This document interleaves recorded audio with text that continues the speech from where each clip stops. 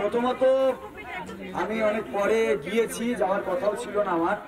তখন chief secretary বেরিয়ে গেছিলেন, এডুকেশন সেক্রেটারি ছিলেন। বারবার বাক বিতণ্ডা চলছে আমাদের সঙ্গে। ওনারা বারবার একটা জায়গায় এড়িয়ে যেতে চাইছেন, যোগ্যদের লিস্ট পাবলিশ। ওনাদের একটাই বক্তব্য, যদি সুপ্রিম কোর্ট বলে তাহলে আমরা ওখানে দিয়ে দেব।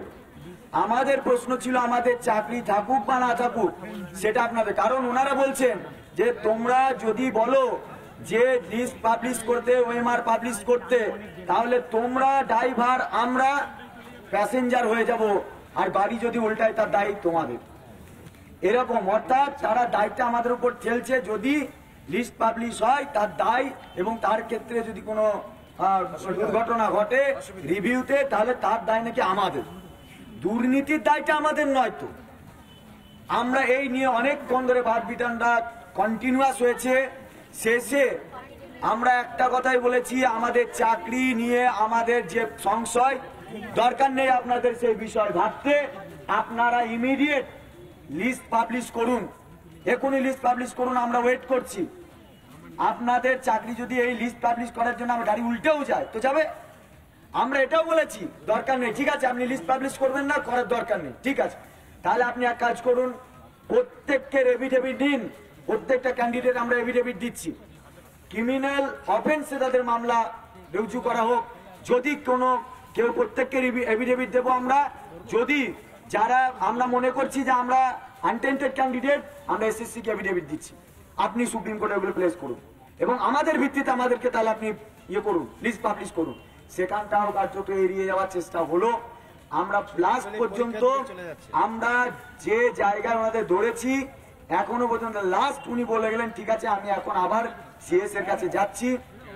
আমি গিয়ে আমি আরেকবার মিটিং করছি, দিয়ে কি বলে, এবং প্রয়োজনে এক কাজ করো, তোমাদের লয়ার আমাদের লয়ার একসঙ্গে বসি, তারপরে তোমাদের লয়াররা যদি বলে লিগাল অ্যাডভাইসে, তাহলে এটা করা যাবে। আমরা এই গল্প তো পুরনো হয়ে গেছে। বারবার এই কথাটা আমরা বলেছি যে আপনারা বসুন। বিকাশ ভবনের সামনেও 7 দিন ধরে আমরা অপেক্ষা করেছি। আপনাদের গেজেট তৈরির আগে আপনারা বসেছিলেন, বসেননি। তাহলে এইভাবে বারবার আপনারা এই কাজটা করছেন, অথচ যখন আমরা টেন্টেডদের প্রশ্ন আসছে তখন অতি সক্রিয়তা। এবং আমরা আমাদেরকে উনি বললেন না না আপনাদের সঙ্গে তো বসা হয়েছে একবার লয়ারদের সঙ্গে। আমরা বললাম এখানে আমরা যতগুলো মানে আনটেন্টেড টিচার্সদের গ্রুপ আছি, নন টিচিং স্টাফরা আছি, আমাদের একজনও বলুক যে কোনো লয়ারের সাথে বসা হয়েছে। তারা বলল, আমরা সকলেই বলেছি না আমাদের কোন লয়ারের সঙ্গে আপনাদের লয়ার বসেননি। তাহলে এখানে আবার একটা প্রশ্ন ক্রিয়েট হলো, তাহলে কাদের লয়ারের সঙ্গে বসেছিলেন ওনারা? কাদের লয়ারের সঙ্গে বসিয়েছিলেন ওদের লয়ারকে? যখন আমাদের লয়াররা কেউ বসলো না, আমাদের এখানে যোগ্যদের প্রত্যেকটা গ্রুপ ছিল, যারা আমরা সুপ্রিম কোর্টে আলাদা আলাদা এসএলপি করেছিলাম, রিভিউ করেছি, সবাই তো আজকে একসঙ্গে আছি। তাহলে কাদের লয়ারের সঙ্গে বসেছিলেন? হ্যাঁ, গোপনে গোপনে ডুবে ডুবে জল খেলেও একটা না একটা দিন সত্য তো উদ্ঘাটিত হবেই, এবং সত্য আমরা হাইকোর্টেও দেখছি, সুপ্রিম কোর্টেও দেখছি। তাই মুখোশ খুলে ইমিডিয়েট আজকে আমাদেরকে সত্য উদ্ঘাটন করুন। আপনি কোথায় মিটিং করতে যাচ্ছেন আমাদের দেখার দরকার নেই, লিস্ট পাবলিশ করুন।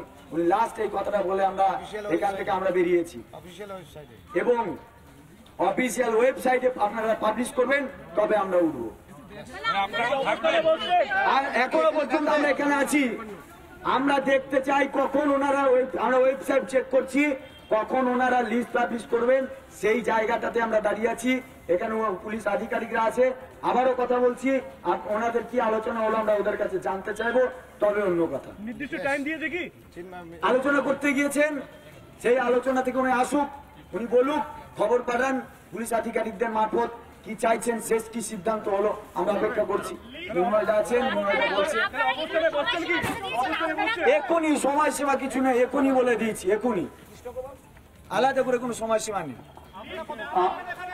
আমরা এখানে আছি, আমরা এখানে আছি। আর একটা বিষয় বলি, এতদিন পর্যন্ত যা ডেপুটেশন হয়েছে সেখানে একটা বিষয় তো প্রথম থেকে বলে এসছে যে আইনি পরামর্শ নেবে। আজকেও সেরকম একটা সুর উনি চড়িয়েছিলেন এবং দেখিয়েছিলেন। আমরা সেখানেই প্রোটেস্ট করেছি যে 1.5 বছর ধরে আমাদের যে ডিমান্ড সেই ডিমান্ডটা আমরা রেখেছি। আপনারা জানেন এই ডিমান্ডটা কিন্তু পুরোপুরিভাবে লিগালি আমরা ডিমান্ড করছি।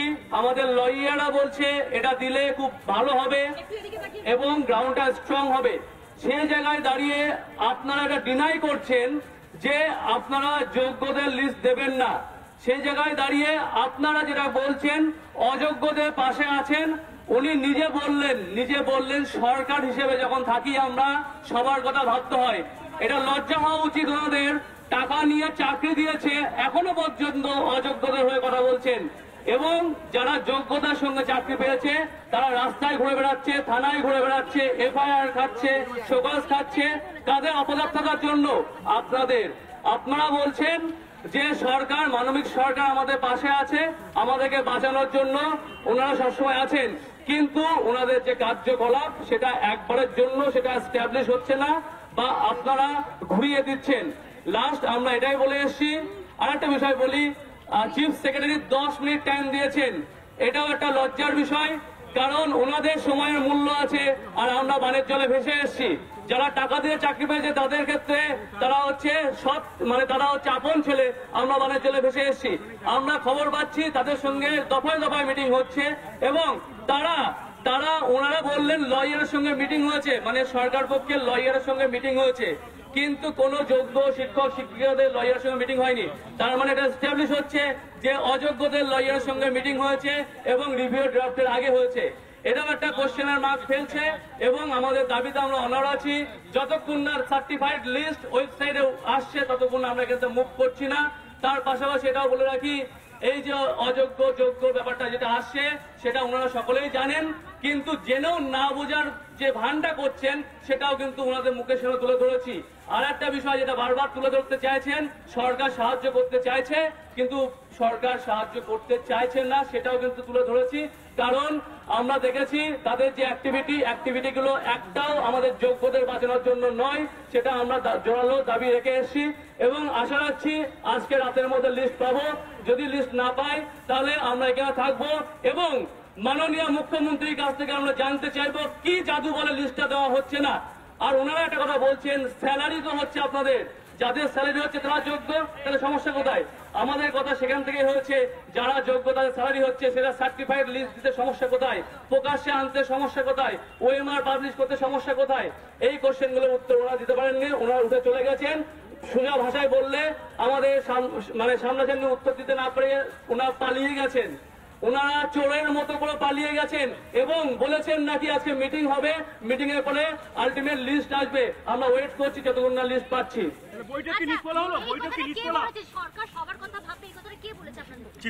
চিফ সেক্রেটারি উনি বলেছেন সরকার, আপনারা আপনাদের জায়গা থেকে বলছেন, কিন্তু সরকারি জায়গা থেকে এটা আমাদের ভাবতে হয়, সবার কথাই ভাবতে হয়। এটা আগের দিন আমরা দেখেছি নোটিফিকেশনটা যখন সিএম বলছিলেন, মাননীয় সিএম যখন নোটিফিকেশনের বিষয়ে বলছেন তখন উনি বলেছেন অযোগ্যদের ও এই ডিপার্টমেন্টে না বলে অন্য ডিপার্টমেন্টে ওনার ব্যবস্থা করবেন, কিন্তু এই জায়গার ক্ষেত্রে কিন্তু এটা বলা হচ্ছে না এবং উনি বলছেন সরকার সবার জন্যই দেখবে। এই আরেকটা বার্তা যেটা আমাদের ভীষণভাবে খারাপ লাগছে, প্রথম থেকেই সরকার কিন্তু অযোগ্যদের বাঁচানোর চেষ্টা করছে। মৃন্ময় মন্ডল। যে বিষয়টা আমরা বলতে চাই, আমরা প্রথম থেকে ভেবেছিলাম আজকে মাননীয় সিএম সাহেবা আমাদের সঙ্গে দেখা করবেন এখানে, কারণ এখানে যে পরিস্থিতি তৈরি হয়েছে সেটার জন্য যারা যারা দায়ী তারা কিন্তু এখানে কোন রকম সাজা পায়নি, যারা যোগ্য তারাই কিন্তু সাজা প্রাপ্ত হয়েছে। প্রথমত এটা, যদিও উনি আমাদের সঙ্গে সরাসরি বসেননি, আমাদের একটাই দাবি, যদি আমাদের এই লিস্ট না দেওয়া হয় তাহলে সিএম কে এখানে আসতে হবে, মাননীয় মুখ্যমন্ত্রী এখানে এসে বলে যান যে আপনাদের লিস্ট আমরা দিতে পারবো না। কারণ আজকের আলোচনায় এটা আমাদের কাছে স্পষ্ট হয়ে গেছে যে ওনারা এখনো টেন্টেডদের পক্ষে রয়েছেন, টেন্টেডদের জন্য চিন্তা ভাবনা করে যাচ্ছেন। আমরা প্রশ্ন তুলেছিলাম যে আপনারা হাইকোর্টে এখনো কেন টেন্টেডদের জন্য শুধু আর্গুমেন্ট করে যাচ্ছেন, কেন যোগ্যদের জন্য কোনো সওয়াল আপনারা করছেন না? এর কোনো সদুত্তর কিন্তু আমরা পাইনি। বরঞ্চ আমরা এটা পেয়েছি যে ওনারা বলেছেন যেহেতু সরকার চলছে আপনারা আপনাদের মতো বলতে পারেন, কিন্তু সরকার সবার কথা ভাববে। এমনকি এই বিষয়টা ওখানে উঠে এসেছিল যে আপনাদের লয়ার তো আমাদের লয়ারের সঙ্গে কথা বলেছিল সুপ্রিম কোর্টে। কোন লয়ারের সঙ্গে কথা বলেছিল আমরা জানতে চেয়েছি। উনি বারবার বলেছেন যে আপনাদের মধ্যেকার লয়ারের সঙ্গে কথা বলেছে, কিন্তু আমরা আমাদের তরফ থেকে এরকম কোন আলোচনা সুপ্রিম কোর্টে দেখিনি। যখন ওনাকে বলা হয় উনি সেই রাস্তা অন্যদিকে ঘুরিয়ে দেন। তার কারণ আমরা তখন ক্লিয়ার হয়ে গেছি যে কোন লয়ারের সঙ্গে সরকারের লয়ার বসেছিল, সেটা টেন্টেডদের লয়ারের সঙ্গে বসেছিল। সেখানে কি কোনো সেটিং হচ্ছে না কি হচ্ছে আমরা জানতে চাই না। টেন্টেডরা কোথায় যাবে না যাবে আমরা জানি না, কিন্তু যারা যোগ্য, যারা যোগ্যতার বলে মেধার বলে চাকরি পেয়েছে, তাদের চাকরি ফিরে যাওয়ার ব্যবস্থা মাননীয় মুখ্যমন্ত্রীকেই করতে হবে, এসএসসিকেই করতে হবে। এর বাইরে আমরা কোনো কিছু শুনতে রাজি নই। অবিলম্বে আজকে রাত 12টার আগে আজকের মধ্যে এই লিস্ট যেন ওয়েবসাইটে পাবলিশ করা হয়। সেই সঙ্গে যারা টেন্টেড তাদের টার্মিনেশনের নোটিশ যেন আমরা এই ওয়েবসাইটে দেখতে পাই এবং তাদের লিস্ট যেন দেখতে পাই, এই দাবি আমরা করে এসেছি। ওনারা বলেছেন যে আমরা আলোচনা করে দেখছি এবং আমরা দেওয়ার ব্যবস্থা করব। জানি না কি করবেন। যদি ওনারা না দেন আমরা এখান থেকে উঠবো না, আমরা আমাদের অবস্থান এখানে চালিয়ে যাব। যতক্ষণ না লিস্ট না পাচ্ছি আমরা কখনো এই জায়গা থেকে সরবো না।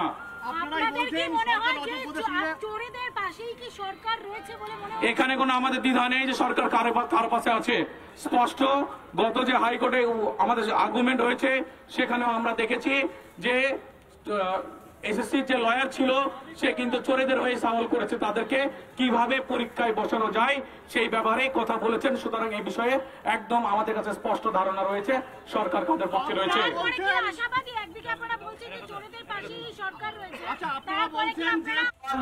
নানা ধরনের কন্টেন্ট দেখার জন্য লাইক করুন, শেয়ার করুন আমাদের ফেসবুক পেজ, সাবস্ক্রাইব করুন আমাদের ইউটিউব চ্যানেল। পাশাপাশি অন্যান্য ব্রেকিং নিউজের জন্য অবশ্যই চোখ রাখুন রিপাবলিক বাংলায়।